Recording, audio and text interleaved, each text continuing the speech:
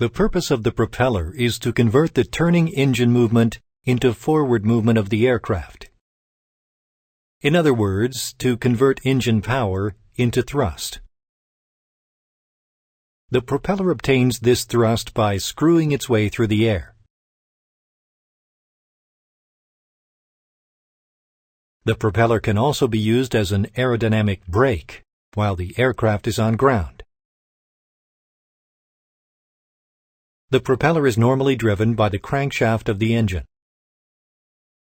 When the engine speed is too high for the installed propeller, the revolutions are reduced by a gearbox.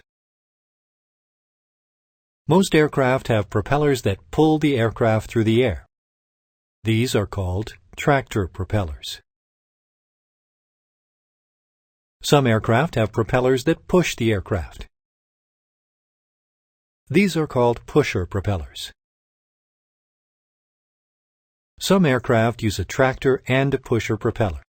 These aircraft are called push-pull aircraft.